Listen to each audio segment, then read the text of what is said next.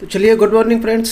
क्या आप जानते हैं कि नेटवर्क मार्केटिंग में कोर टीम का क्या रोल होता है और कोर टीम की क्या भूमिका होती है, कोर टीम की क्या पावर होती है नेटवर्क मार्केटिंग में। तो नमस्कार दोस्तों, मेरा नाम इंद्रपाल सिंह, एक digital network marketing coach and business consultant, और आज हम एक बेहतरीन टेक्निक लेकर आए हैं, power of core team in network marketing.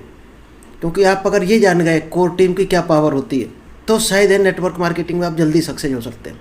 तो चलिए इस सेशन को हम स्टार्ट करें। इससे पहले अगर अभी तक आपने यूट्यूब चैनल को सब्सक्राइब नहीं किया है तो जल्दी से इस चैनल को सब्सक्राइब कीजिए, क्योंकि यहाँ पर आपको डेली एक से बेहतरीन डायरेक्ट सेलिंग की कुछ ना कुछ आपको ट्रेनिंग मिलती है। जो लोग ले रहे हैं वो खुद समझ रहे होंगे क्या ग्रो कर पा रहे हैं, कहाँ बढ़ पा रहे हैं, लाइफ में कितना तरक्की कर चुके हैं। तो चलिए हम शेयर करते हैं आपको। दोस्त, आज हम लेकर आपके लिए आए हैं power of core team in network marketing part 2, और पार्ट 1 अगर अभी तक आपने नहीं देखा है तो ज़रूर देख लेना, तभी आपको पार्ट 2 समझ आने वाला है। यूट्यूब पर पड़ा हुआ है, आप इसको देख सकते हो। इसको हम शॉर्ट में एक बार पार्ट 1 आपको रिपीट करेंगे, बाकी आप यूट्यूब पर देखना, और पार्ट 2 आज कवर करेंगे पूरा। ध्यान से कॉपी पेन लेकर बैठना, डायरी पेन को, जिससे आप एक एक पॉइंट को लिख सको। चलिए, कल जो हो गया उसको केवल हम हेडिंग बताएंगे आपको, जिससे आपको पार्ट 2 आसानी से समझ आ जाए। क्या है, सबसे पहले तो बताया था कि कोर होता क्या है। कोर कौन होता है? इफ़ यू वांट मोर, अगर आप और ज़्यादा कमाना चाहते हो और ज़्यादा सफल होना चाहते हो तो क्या बनना पड़ेगा? You have to be a core. आपको एक कोर टीम का हिस्सा बनना पड़ेगा। ये होता है कोर। कुछ मिशन होता है, ये हमारा मिशन है, आपका कुछ डिफरेंट मिशन हो सकता है। क्योंकि अगर आज आप सरल आइटम चुनते हो, सरल काम चुनते हो, तो दोस्त सीधा तो सिद्धांत है कि आप आगे आने वाली ज़िंदगी को कठिन बनाने वाले हो, और आज कठिन काम चुनते हो तो आपकी आगे की ज़िंदगी सरल होने वाली है। अब आप 40 साल मेहनत संघर्ष करना चाहते हो या 4 साल, ये आपकी चॉइस है, और यही डायरेक्ट सेलिंग है। इसीलिए ज़्यादातर लोग डायरेक्ट सेलिंग को चुनते हैं कि 3, 4, 5 साल कठिन मेहनत करके अगले 40 साल की लाइफ को सुधार लें। क्यों लोग आते हैं यहाँ पर? आप क्या चाहते हो? 5 से 7 साल मेहनत करके आप क्या करना चाहते हो? हमें डायरेक्ट सेलिंग में क्या मिला 5 से 7 साल मेहनत करके? Time freedom, early retirement, financial freedom. Core क्या होता है, एक बार ये देख लेते हैं। कोर मीन्स होता है कंटिन्यू। आप जिस काम को कर रहे हैं लगातार उस काम को करना है। ओ फॉर ऑर्गेनाइज्ड, एक व्यवस्थित तरीके से काम को करना है। ऐसा नहीं है कभी 10 प्लान दिखा दिए, कभी 7 दिन तक एक भी प्लान नहीं दिखाया, कभी 4 लोगों को कॉल कर दिया, फिर 7 दिन तक हम बैठे। एक व्यवस्थित तरीके से आपको डेली शेड्यूल बनाकर काम करना है। आर फॉर रेगुलर, जिस काम को पकड़ा है डेली उसको करना है, कुछ मिले या ना मिले, क्योंकि कब मिलेगा ये आपको भी नहीं पता, ना हमें पता, लेकिन किसी ना किसी दिन उन्हीं में छुपे हैं जिनमें हमें मिलने वाला है। तो रेगुलर करेंगे तो ज़्यादा चांस होंगे मिलने के। और इफ़र्ट्स, डेली आपको नए नए इफ़र्ट्स उसमें लागू करने हैं, नई नई कोशिशें करनी है, तब वो आदमी होता है कोर।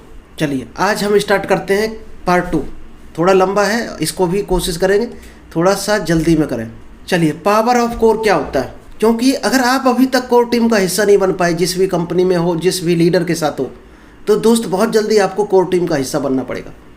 जब आप कोर टीम का हिस्सा बन जाते हो तो आपकी नई नई चीज़ें सीखने का, नए नए काम करने का आपको मौका मिलता है। तो कोर कौन बन सकता है, कौन जा सकता कोर टीम में? कोर टीम में वही जा सकता है जिसको कंपनी के ऊपर बिलीव है, जिसको प्रोडक्ट के ऊपर बिलीव है, जिस कंपनी के प्रोडक्ट वो यूज कर रहा है डायरेक्ट सेलिंग में, उस प्रोडक्ट पर उसको पूरा भरोसा है कि प्रोडक्ट वैल्यू फॉर मनी है, तो ही आप कोर टीम का हिस्सा बन सकते हो। बिलीफ इन नेटवर्क मार्केटिंग, आपको डायरेक्ट सेलिंग बिजनेस पर बिलीफ होना चाहिए कि ये अच्छे बिजनेस में आप आए हो। अगर संदेह, डाउट है, भरोसा नहीं है, तो आप कोर टीम का हिस्सा नहीं बन सकते हो, क्योंकि कोई भी आपको फिर रखेगा ही नहीं अपनी कोर टीम में। और सबसे बड़ी चीज़ है बिलीफ इन योरसेल्फ, खुद में भरोसा। जिसको खुद पर ही भरोसा नहीं है, पल पल पर डाउट आता है, किसी ने कह दिया डायरेक्ट सेलिंग बिजनेस बेकार है, उसको उसकी बात मान ली। किसी ने कह दिया ये जोड़ने वाला बिजनेस है, तो हमारे मौसी के लड़के ने किया था, फेल हो गया था, आपने उसकी बात मान ली, तो आप कोर टीम का हिस्सा नहीं बन सकते हो। तो इन 4 चीज़ों पर आपको भरोसा करना पड़ेगा। अब डायरेक्ट सेलिंग होता क्या है पहले ये जान लेते हैं हम एक पेज में, तो आपको और ईजी होगा आगे कोर टीम का हिस्सा बनने में। ट्रेडिशनल मार्केट सारी दुनिया जानती है क्या होती है। आप आज जहाँ से भी साबुन, तेल, मंजन खरीद रहे हो तो वो किस तरीके से आता है? सबसे पहले कोई ना कोई उसको बनाता है, मैन्युफैक्चरिंग कंपनी होती है। फिर वो नेशनल डिस्ट्रीब्यूटर पर आता है, वो कुछ कमीशन लेता है उसके बदले 4-5%। नेशनल डिस्ट्रीब्यूटर के बाद रीजनल डिस्ट्रीब्यूटर पर आता है, फिर होलसेलर के पास आएगा, होलसेलर के बाद रिटेलर यानी दुकानदार या रिटेल मॉल पर आएगा, और वहाँ से हम लोग खरीद के लाते हैं, जो नॉर्मली प्रिंट रेट पर ही मिलता है हमें। इसके बाद एक एडवर्टाइज भी उसमें छुपा होता है, ठंडा ठंडा कूल कूल, कोई क्रिकेटर कर रहा कभी ऐड, किसी का कोई कर रहा, तो वहाँ पर लाखों करोड़ रुपए चले जाते हैं ऐड में। और वो कीमत भी MRP और जो मैन्युफैक्चरिंग कॉस्ट होती है उसके बीच में वो छुपी होती है। यानी जो चीज़ 30 रुपये की बनती है फैक्ट्री में, वो ग्राहक पर कितने की पहुँचती है? 100 रुपये की। और ये नॉर्मली हर आदमी खरीद रहा है। दुनिया में हर आदमी टूथपेस्ट कर रहा है, हर आदमी साबुन खरीद रहा है, हर आदमी वॉशिंग पाउडर, हर आदमी चाय पी रहा। डायरेक्ट सेलिंग मॉडल क्या करता है? मैन्युफैक्चरिंग कंपनी ने माल बनाया, इसके बीच में कंपनी होती है आपकी जो सारा ऑपरेट करती है। आपका डेवलप किया ये सॉफ्टवेयर नेटवर्क मार्केटिंग का, सॉफ्टवेयर के बाद आपको एक ID लगाकर आपको ऐड किया, हिसाब किताब रखना, माल की सप्लाई करना, ये कंपनी का रोल है। और इस रोल को अदा करने के लिए कंपनी लेती है 22%, कोई 18 लेता, कोई 22, कोई 25, अलग अलग कंपनियों का अलग अलग हिसाब है। और बचा हुआ जो प्रॉफिट है वो बचता है टीम में ही बांट दिया जाता है, यानी डिस्ट्रीब्यूटर। तो यहाँ पर कोई भी मीडिएटर नहीं है, सिर्फ और सिर्फ कंपनी है, इसके अलावा कोई मीडिएटर नहीं है। जो कंज्यूमर होता है, ग्राहक, वो वही डिस्ट्रीब्यूटर होता है। वो जब तक सेल्फ परचेज करता है तो ग्राहक रहता है, और दूसरों को बताना शुरू करेगा तो वो डिस्ट्रीब्यूटर बन जाता है। यही है डायरेक्ट सेलिंग। तो यहाँ पर जो 70 रुपये बचता है उसमें 22% लगभग कंपनी रखेगी, बचा हुआ टीम में बट जाएगा। यानी कि जो ग्राहक होते हैं वही उसके चैनल पार्टनर होते हैं। यहाँ के जो 7 लोग ले जाते हैं बीच के, वहाँ सिर्फ ग्राहकों को वही चीज़ मिल जाती है। बस ये अंतर है ट्रेडिशनल और डायरेक्ट सेलिंग। अब ये समझ आ गया होगा कि डायरेक्ट सेलिंग में इतना पैसा कहाँ से मिलता है। आप अंदाज लगाओ, मल्टीप्लाई करके, गुणा करके निकालना, आपको अंदाज लग जाएगा। लाखों करोड़ों, क्या 10,000 करोड़ रुपए पर डे मार्जिन प्रॉफिट बन के आ सकता है। एक कंपनी का 10,000 करोड़ पर डे निकल सकता प्रॉफिट, इतना कंजप्शन है भारत देश में। चलिए, क्या करना होता है डायरेक्ट सेलिंग में? डायरेक्ट सेलिंग में काम क्या होता है? सबसे पहले आपके द्वारा प्रोडक्ट खरीदना, शायद पहला काम यही होता है डायरेक्ट सेलिंग में। अगर आप आए हो तो प्रोडक्ट टेस्ट करोगे, कैसे है, क्वालिटी चेक करोगे, तो आपको बिलीव होगा प्रोडक्ट के ऊपर और कंपनी के ऊपर। सेकंड काम क्या करना? कुछ समय तक प्रोडक्ट को यूज करना, 1 महीना किया, 2 महीना किया, तो आपको कॉन्फिडेंस और भरोसा हो जाएगा प्रोडक्ट अच्छा है, वैल्यू फॉर मनी है। अब जब आपको अच्छा लगा प्रोडक्ट, तो नॉर्मली हम लोग वैसे भी करते हैं, प्रोडक्ट से फिर हम सेटिस्फाई होते हैं कि प्रोडक्ट अच्छा लगा, तो हम परमानेंट ग्राहक बन जाते हैं उस कंपनी के। चौथे नंबर का काम होता है उस प्रोडक्ट की रिकमेंडेशन करना, सिफारिश करना, लोगों को बताना। और ये हम वैसे भी फ्री में करते हैं। फलाना डॉक्टर अच्छा है, गुप्ता जी की टिक्की अच्छी है, फलाना आदमी के हम कपड़े बहुत अच्छे मिलते हैं, ये हम वैसे भी फ्री में करते रहते हैं। कैसा रहेगा अगर इसी काम को करने का आपको पैसा मिलने लगे?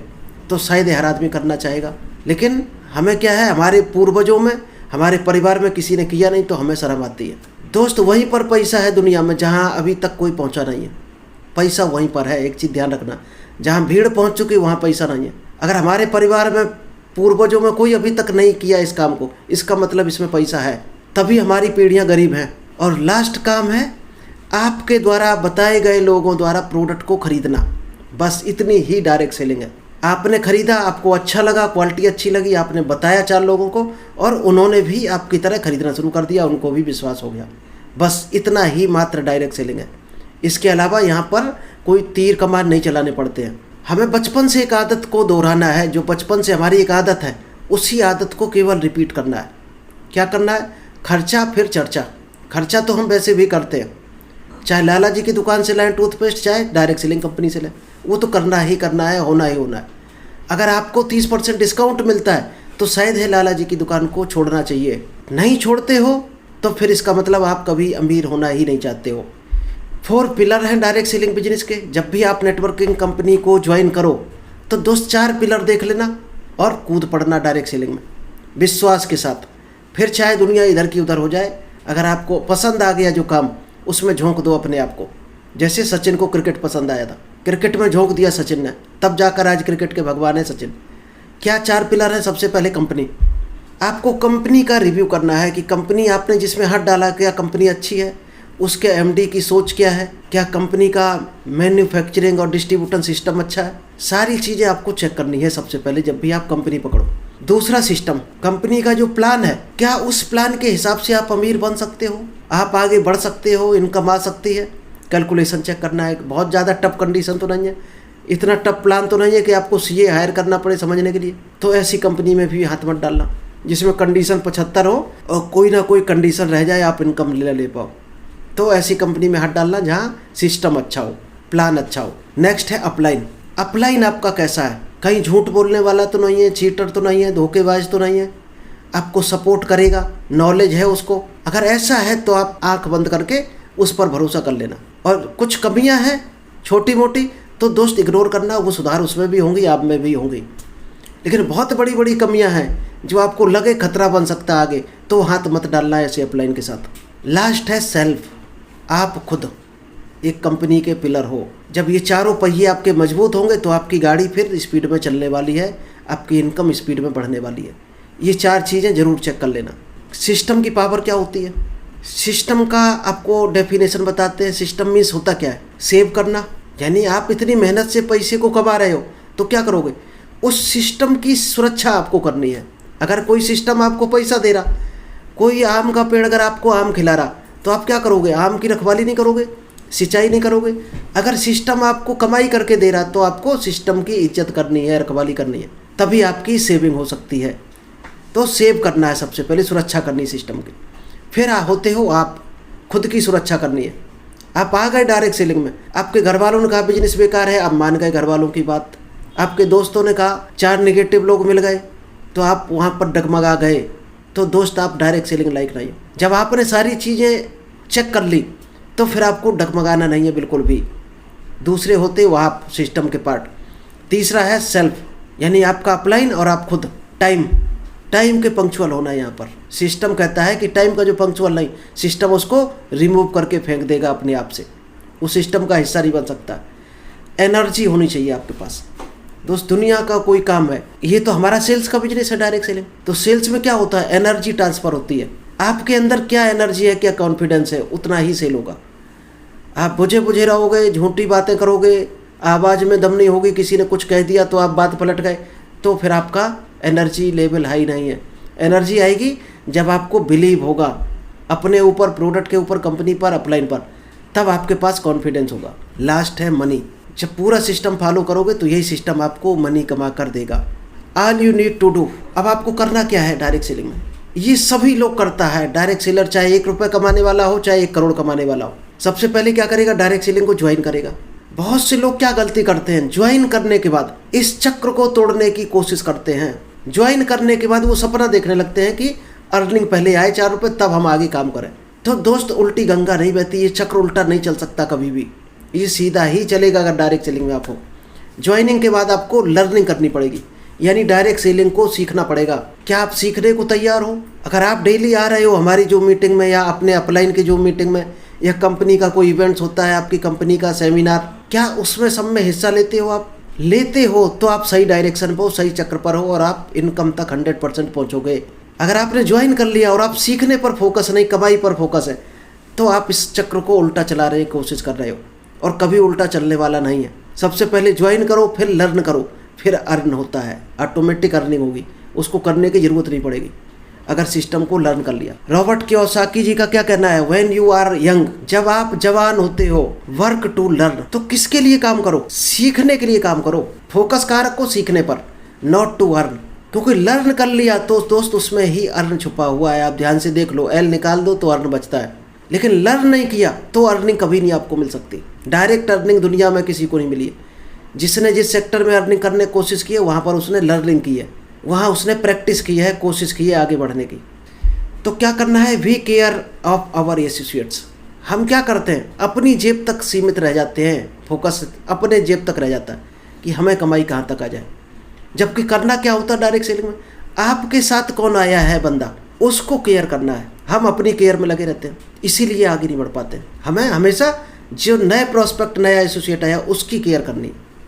उसकी केयर कर ली तो समझो आप डायरेक्ट सेलिंग में सफल हो गए। तो क्या आप तैयार हो ये सीखने के लिए? कैसे केयर करेंगे और कैसे कोर टीम का हिस्सा खुद बनेंगे, कैसे अपनी टीम को बनाएंगे? तो हम आगे बढ़ते हैं। बेचने का जो बिजनेस है, सबसे पहले तो जो लोग शर्म करते हैं बेचने के बिजनेस में, वो डायरेक्ट सेलिंग को छोड़ दे तो बेहतर रहेगा, क्योंकि वो टाइम बर्बाद कर रहे हैं फिर अपना। जिसने भी दुनिया में काम किया है उसने अपने काम को प्राउड फील किया है, चाहे वो सचिन तेंदुलकर हो, चाहे अमिताभ बच्चन हो, वो अपने काम में डूब गए हैं, खो दिया अपने आप को। अगर आपको बेचने में शर्म आती है, बात करने में शर्म आती है, तो दोस्त अपना टाइम वेस्ट मत करना डायरेक्ट सेलिंग में कभी भी, क्योंकि आप वहाँ से भी हाथ धो बैठोगे जहाँ हाथ से आज आपको कमाई हो रही है। इसलिए वहीं पर फोकस लगाना। सिर्फ आपको प्राउड फील करना है। पर अगर आप डायरेक्ट सेलिंग में हो तो इस बिजनेस को आपकी नस नस में होना चाहिए। जहाँ खड़े हो ये बिजनेस आपके टपकना चाहिए आपकी ज़बान से, तब जाकर सफलता मिलती है। क्या करना है, दुनिया में हर कोई कुछ ना कुछ बेच रहा है, हर आदमी कुछ ना कुछ बेच रहा है। किसी एक आदमी को आप दिखा देना, कोई दुकान करके प्रोडक्ट बेच रहा, कोई नौकरी करके अपना टाइम बेच रहा, तो कोई अपनी टैलेंट को सेल कर रहा। जैसे एडवोकेट होता क्या करता, अपना टैलेंट सेल करता। तो हर आदमी दुनिया में कुछ ना कुछ बेच रहा है और आप भी कुछ ना कुछ बेच रहे होगे। तो प्रोडक्ट बेचने में ही आखिर क्यों शर्म है। प्रोडक्ट से भी घटिया चीज़ जो है वो टाइम है। टाइम अगर आप सेल कर रहे हो, इसका मतलब टाइम कौन सेल करता है, जिसके पास कुछ नहीं होता है वो टाइम सेल करता है। ना टैलेंट है ना प्रोडक्ट है, वो टाइम यानी खुद को ही सेल कर देता है। तो खुद को सेल करने में शर्म आनी चाहिए। प्रोडक्ट बेचने में इतनी शर्म नहीं है जितनी खुद को बेचने में शर्म है। इसलिए कभी भी बेचने में शर्म मत करो, प्राउड फील करो, क्योंकि दुनिया का हर आदमी बेच रहा, और जो जितना ज़्यादा बेच रहा, जितना बड़ा बेच रहा, जितने टैलेंट के साथ बेच रहा, वो उतनी ज़्यादा कमाई कर रहा। और हर आदमी दुनिया का कुछ ना कुछ खरीद रहा है। आज आप क्या यहाँ इस मीटिंग में हो तो भी आप कुछ सेल कर रहे होगे अपना। क्या सेल किया आपने, ध्यान से सोचो, क्या सेल किया आपने। 30 मिनट सेल कर दिया हमें, और खरीद क्या रहे हो, नॉलेज खरीद रहे हो डायरेक्ट सेलिंग की। तो दुनिया का हर आदमी कुछ ना कुछ बेच रहा और हर आदमी खरीद रहा, हर पल बेच रहा, हर पल खरीद रहा। तो क्या हम सेल्समैन हो गए। हर आदमी यही सोचता है कि सेल्स के बिजनेस में क्या हम सेल्समैन हैं। दोस्त, सेल्समैन की पहले परिभाषा आपको बता दें। सबसे पहले ये सोचो कौन नहीं बेच रहा। कोई अपनी सेवाएं बेच रहा है, कोई अपना टाइम बेच रहा। एग्जाम्पल बताते हैं, एक उम्मीदवार नौकरी के लिए इंटरव्यू देने जाता है, तो उम्मीदवार क्या करता है, अपना टाइम या तो बेचता है या टैलेंट बेचता है, या टाइम या टैलेंट दोनों बेचते हैं। और इंटरव्यू लेने वाला क्या करता है, कंपनी को सेल करता है, अपनी कंपनी बेचता है, यानी कंपनी या प्रोडक्ट। उसको रखेगा तो सीधी सी बात है कंपनी का शेयर होल्डर बनाएगा सैलरी में से, तो उसने कंपनी को सेल किया या प्रोडक्ट सेल्स किया। एक लड़का और लड़की जब शादी के लिए प्रस्ताव रखते हैं तो दोस्त वहाँ भी सेल्स है, वहाँ भी सेल्स है। जो प्रस्ताव हैं वो भी सेल्स है। एक नेता जब वोट मांगने के लिए भाषण देता है, वहाँ भी सेल्स हो रही होती है, क्योंकि वहाँ पर वो भाषण दे रहा होता जैसे हम अभी दे रहे हैं आपको। और क्या कर रहा होता, वोट मांगने के लिए तरह तरह के हथकंडे अपना रहा होता है, यानी अपना टाइम दे रहा होता, मेहनत कर रहा होता। एक वकील क्या करता है, अपने कस्टमर के लिए जज के सामने बहस कर रहा होता। क्यों कर रहा होता बहस, वो अपनी नॉलेज को सेल कर रहा होता, यानी अपने बोलने की कला को सेल कर रहा होता। क्यों, इधर से 4 पैसे मिलेंगे ग्राहक से, यानी अपनी सर्विस को सेल कर रहा होता। क्या कोई पैदाइशी सेल्समैन होता है या बनता है, शायद बनता है हर आदमी, पैदाइशी सेल्समैन कोई नहीं होता। ये गलत धारणा है कि बेचने के लिए किसी शिक्षा की ज़रूरत नहीं होती है। बहुत से लोग कहते हैं कि वो उसके अंदर टैलेंट बचपन से छुपा है। हम अपनी नाकामी को छुपाने के लिए कह देते फलाने आदमी में ये टैलेंट बचपन से दिया है, उसने कहीं ना कहीं अपने आप को खपाया है, तब टैलेंट आया है। इसी लगातार सीख कर और बढ़ाया जा सकता है। आपके पास आज जितना भी सेल्स का टैलेंट है तो इसको और बढ़ाया जा सकता है। सेल्स के कुछ जरूरी सिद्धांत होते हैं, वो सिद्धांत आपके हैं तो आप सेल्स में और आगे बढ़ सकते हो, और ये सिद्धांत नहीं है तो फिर आप एक लिमिटेड सेल कर सकते हो, यानी कि आज सेल की कल वहाँ सेल नहीं कर सकते हो अगर इन सिद्धांतों से हटते हो तो।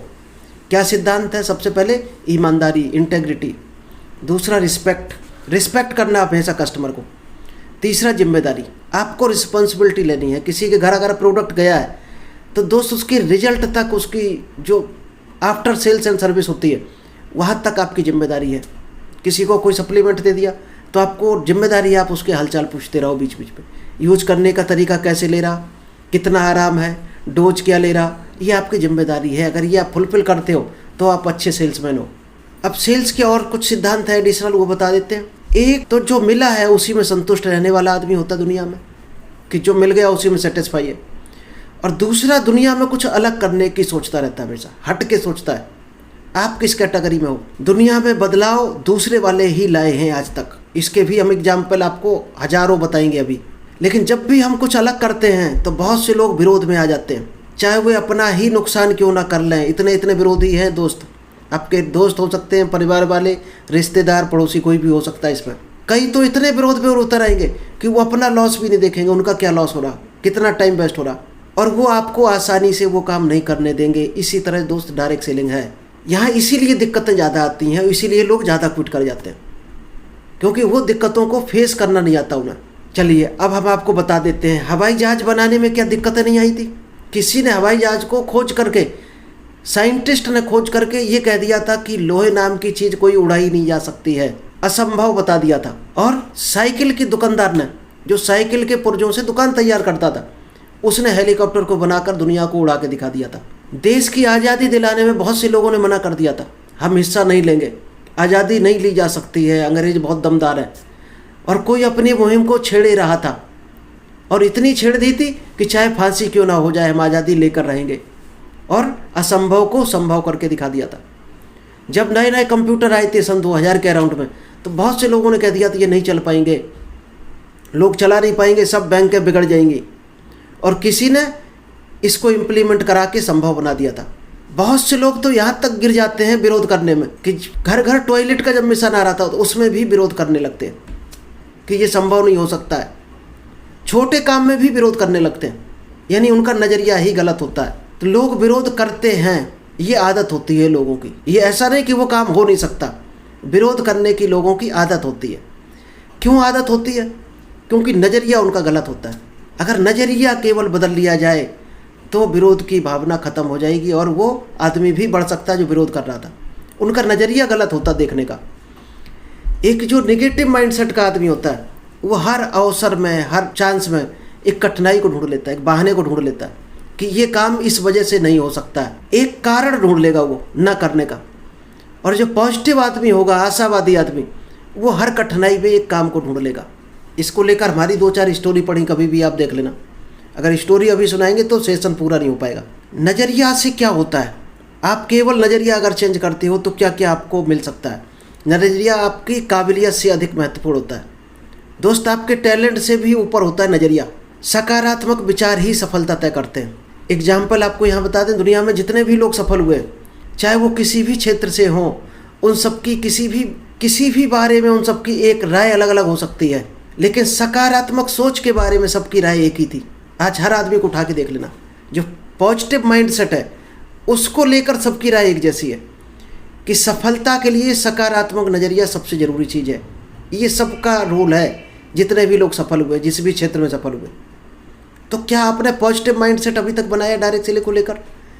इसके बगैर आप कोर नहीं बन सकते हो। कोर नहीं बन सकते तो कभी कोर बना नहीं सकते हो। ये कोर बनाने के लिए ज़रूरी है। क्या होता है नज़रिए का महत्व? पॉजिटिव माइंडसेट का क्या बात होता है?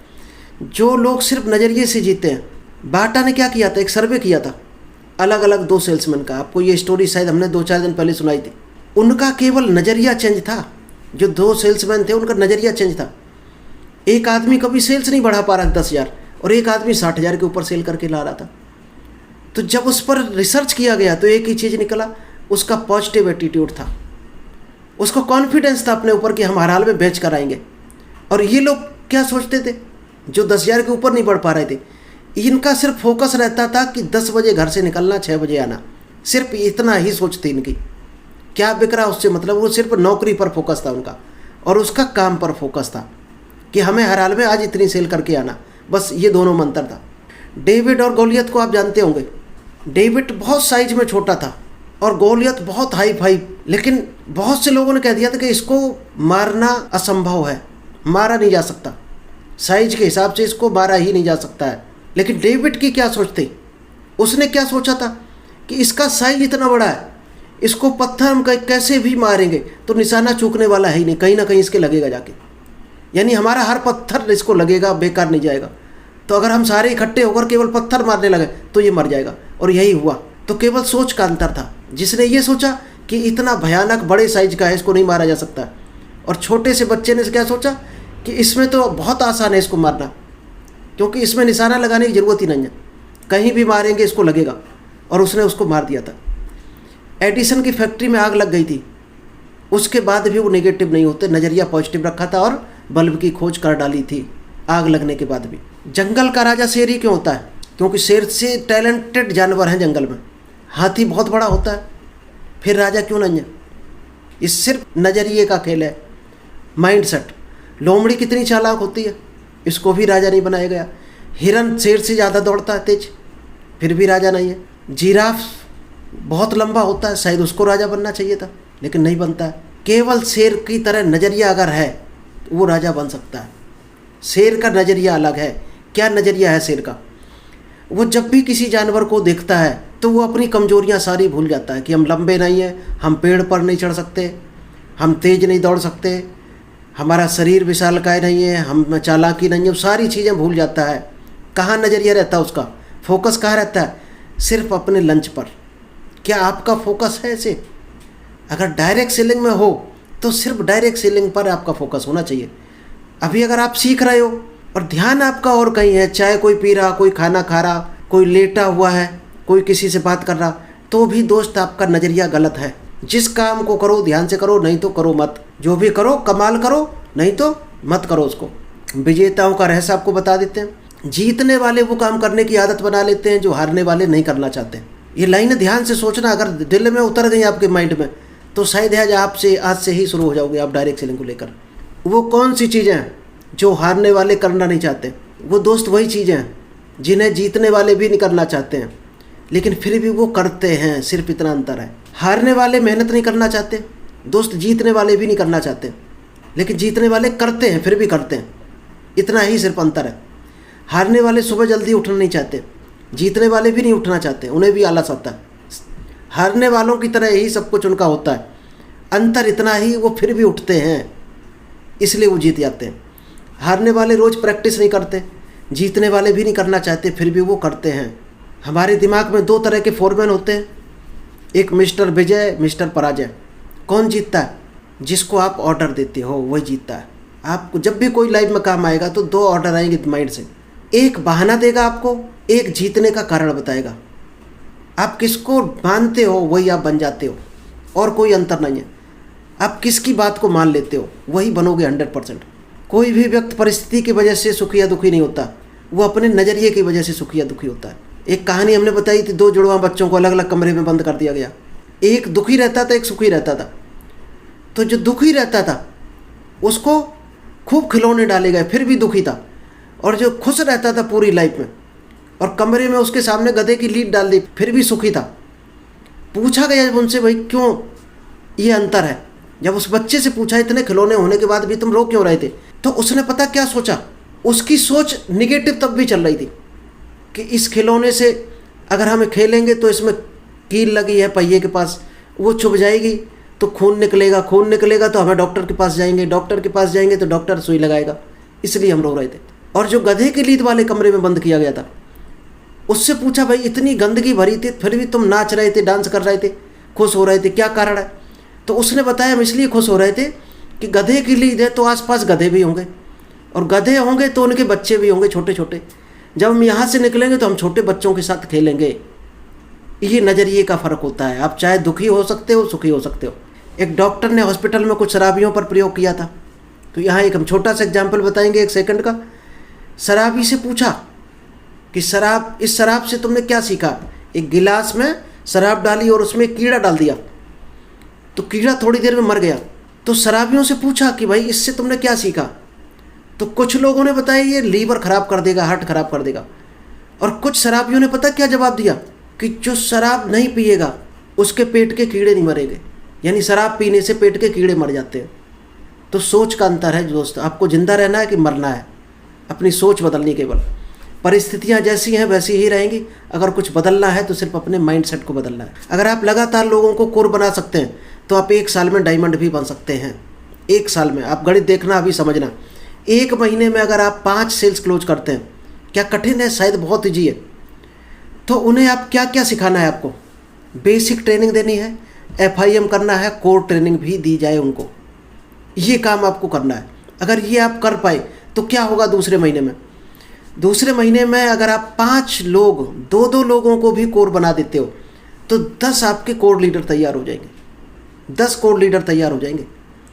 और 10 कोर लीडर तैयार हो गए तो तीसरे महीने में कम से कम 20 कोर तैयार होंगे, क्योंकि 2-2 सप्लाई कराएंगे और आप तो करोगे, वो एक्स्ट्रा होगा। अगले महीने में क्या होगा? 40 कोर तैयार हुए, फिर 80, 160, 7वें महीने में 320, 8वें महीने में 640, 1280, 2560, 5120 और 12वें महीने में पहुंचते पहुंचते आपके कितने कोर लीडर तैयार हो जाएंगे? 10,240। अगर इनसे आप मल्टीप्लाई करके देखना अपना बिजनेस वॉल्यूम जो भी आता है, आई मिनिमम ले लेना आईडी एक्टिवेशन वाला, तो भी दोस्त कम से कम 5 लाख महीने की इनकम बनेगी आपकी, और वो लाइफ टाइम आने वाली है आपकी इनकम। ये सीधी सी गणित। कुछ कोर स्टेप है, क्या है? 100% प्रोडक्ट यूज करना है आपको। कितना? मिनिमम 500 बिजनेस वॉल्यूम से हर महीने आपको लेना चाहिए। अगर आप डायरेक्ट सेलिंग नहीं कर रहे हो तो आप चीटिंग कर रहे हो, धोखा कर रहे हो खुद के साथ, और किसी के साथ नहीं कर रहे। जिसको करना होगा वो तो अपना काम कर रहा होगा। क्या करना है? सेल परचेज यूज करना है, सेल करना है प्रोडक्ट को। कुछ यूज करो, सेल कर दो। यूज कर तो आपकी क्या है? सेल बढ़ती चली जाएगी। यूज तो उतना ही दोस्त होगा जितना कैंडिडेट घर में होंगे, लेकिन सेल बढ़ाई जा सकती है, तो आपका सेल परचेज बढ़ जाएगा। तो आपका जो भी ऑफर होगा वो आप बेनिफिट ले सकते हो, और आपके जो सेल कर रहे हैं जिनको, उन्हीं में से लीडर निकल के आना शुरू हो जाएंगे। Know the follow 8 step for success plan.